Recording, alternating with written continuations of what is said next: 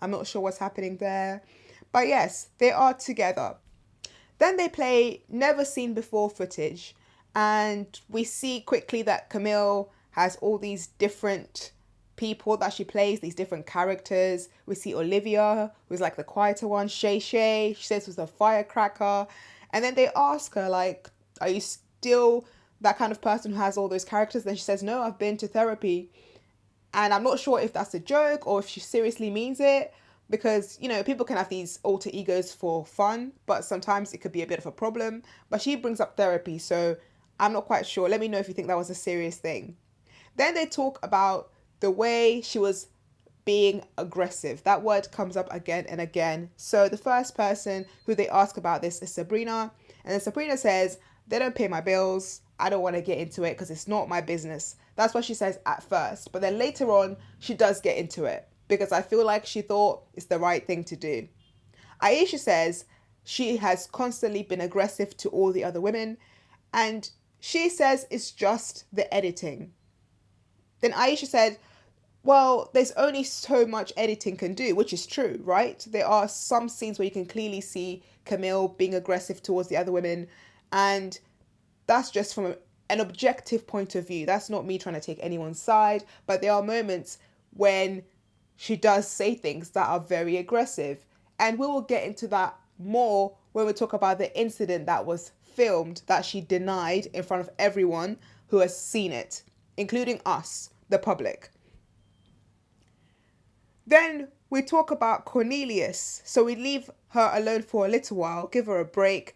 Then Cornelius is asked why, you know, he was sticking with her, why she was constantly trying to just choose him and not let anyone else have a chance. And then she says that's coming across possessive and she's not like that. She gave him a chance to pick other people. But from the clips we see her being, again, very possessive, not allowing other people to date him or not letting other people have the chance to like vote him out because she keeps saying that's her man.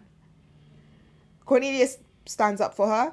I'm not sure what's going on in their relationship here, but he says he pursued her as well and he really liked her from the beginning because they had a lot in common, especially like their religious beliefs. That part is true. At the beginning, we definitely do see Cornelius interested, so I will give him that. But then as the show went on, it became very clear Cornelius was looking uncomfortable. As an audience member, it didn't look like he was happy to genuinely be with Camille. There were times it looked like he wanted to be anywhere but with Camille. I remember a time in the men's lounge, let me know if you remember this as well, where the men kept talking about Camille and how she is with Cornelius. And Cornelius was starting to express that he is uncomfortable, but he never really got into it more. It just was like a passing thing, and he kept saying he's doubting himself and doubting whether he really likes Camille and how she acts. And then after that, he never spoke about it again. Let me know if you remember that. So as they speak about Cornelius, we see Camille in the background rolling her eyes and just doing all these facial expressions, her infamous facial expressions, which she says were her being entertaining. That's just who she is. So that's her opinion and we'll give her that. Maybe she is doing those facial expressions to be entertaining and doing the most for TV, but there is part of it that does seem like it could genuinely be her personality rather than just trying to do it for entertainment.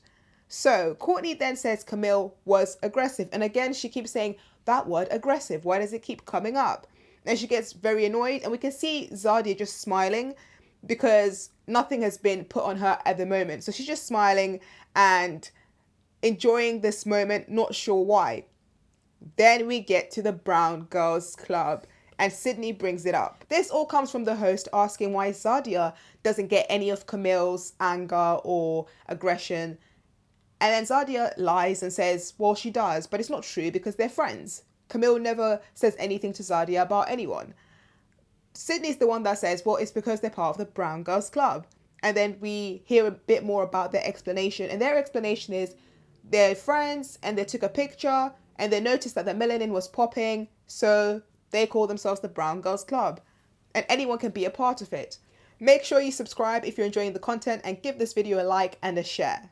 So then we get to Zardia. She definitely had to come up. Her behavior has not been the greatest. They don't bring up the whole incident with Dante and how she kind of poked him, but maybe it's because she apologized and she realized the error of her ways, or maybe they're going to bring it up in part 2. Let me know if you think so in the comment section.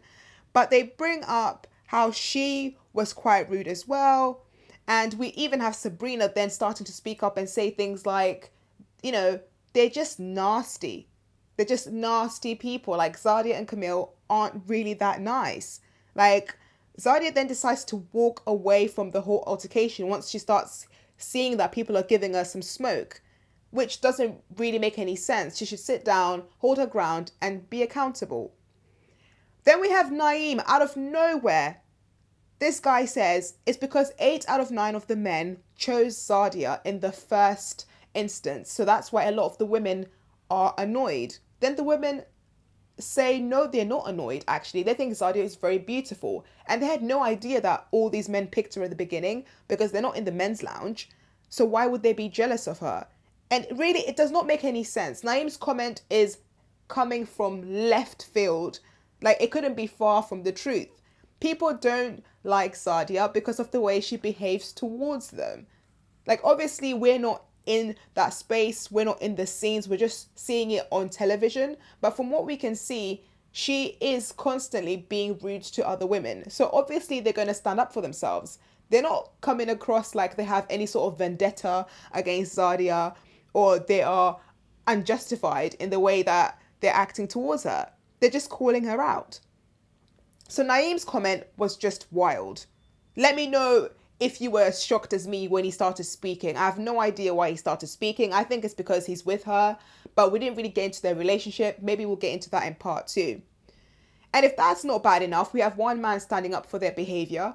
Then we have Cornelius still standing up for Camille's behavior. We see a tape on how she said to all the women that she's going to basically beat them up, in terms of a nicer way of saying it, if they get rid of Cornelius, if they vote him off. And she blatantly lies and says, no, I never said that. Here we have to take a pause. Because if this were true, Camille, why would it have been seen on TV in front of every single person? And why are there people at the table saying that's what you said? It does not make any sense for everyone to have seen it on television and for people there to say they heard it. Apparently Cornelius and Naim didn't hear it, even though when you see the clip, they were sitting opposite her, and Cornelius clearly looks like he's telling her to be quiet with his facial expressions. So it does seem quite dodgy that Cornelius and Naim have decided to stand up for Kamil and Zadia. I know they are with them and I know they want to stand by their women, but this does seem a little bit ridiculous to me when it's clear as day that this is just a lie. She did say that. Well, if this were true, then why do they say Brown Girls Club later on when they're clearly excluding everyone else? It then becomes like a clique, but they're really trying to make it seem like it's inclusive and it was for everyone. But the thing is, we do have the proof in the clips that they show, and we see them clearly excluding other people. What also makes me laugh during this whole time is that people in the backstage, well, a lot of them are the men in the backstage, and they're just running a commentary, and it's really super funny because they're not really a part of the action on stage with the women that's going on. So they're just finding really funny comments to say while this whole thing is playing out. That's super funny to me. Then Sydney tells one of the men to check Naim because he is doing the most, and it's clear he just wants attention, which is a super funny line because it does add a bit of comic relief to the whole situation. Sydney is just super funny. She looks great and she's on fire tonight. And Naeem says, well, I didn't really send for you, so I don't know why you're speaking about me. But he is sending for her because he's saying that all the women are jealous of Zardia. That's clearly sending for someone. So, of course, Sydney's going to tell you to pipe down. And you do need to pipe down, Naeem, because this situation doesn't have much to do with you. And if it does, it should be you holding Zardia and Camille accountable, not standing up for them for things that you can clearly see light as day they have done. Giving them the benefit of the doubt, maybe they will apologise in part 2. We really do hope so, because there's no need for